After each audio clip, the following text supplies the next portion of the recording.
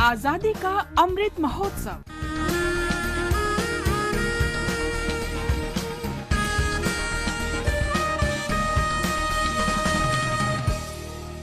आजादी का सफर आकाशवाणी के साथ 27 अक्टूबर महान स्वाधीनता सेनानी, क्रांतिकारी और पत्रकार ब्रह्म बांधव उपाध्याय की पुण्यतिथि है।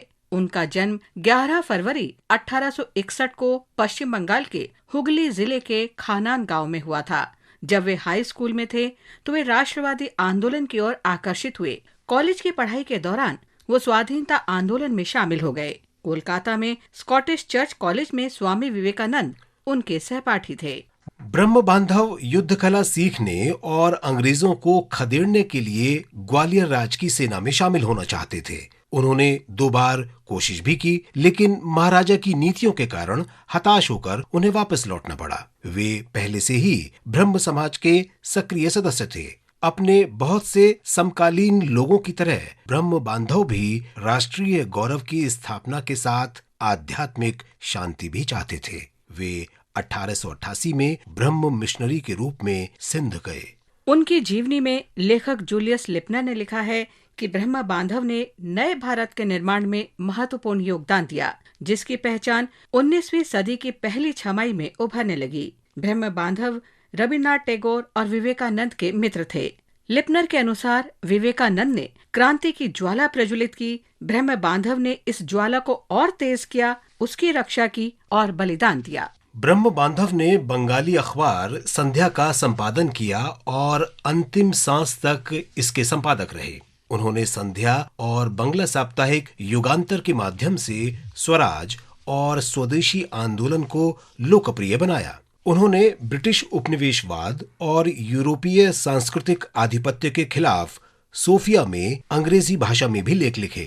10 सितंबर 1907 को ब्रह्म बांधव को गिरफ्तार कर लिया गया और राजद्रोह के आरोप में मुकदमा चलाया गया। ब्रह्म बांधव ने अदालत में अपने बचाव से मना कर दिया। इसके बाद 23 सितंबर 1907 को बैरिस्टर चितरंजन दास के माध्यम से अदालत में उनका बयान जमा कराया गया। बयान में ब्रह्म बांधव ने कहा कि वे संध्या के प्रकाशन, प्रबंधन और संचालन की सभी जिम्मेदारी स्वीकार करते हैं। ब्रह्म बांधव ने ये भी कहा कि 13 अगस्त 1907 को अखबार में प्रकाशित लेख उन्होंने ही लिखे थे। उन्हीं में से कुछ लेखों को उत्तेजक मानते हुए ब्रह्म बांधव के खिलाफ मुकदमे का आधार बनाया गया था।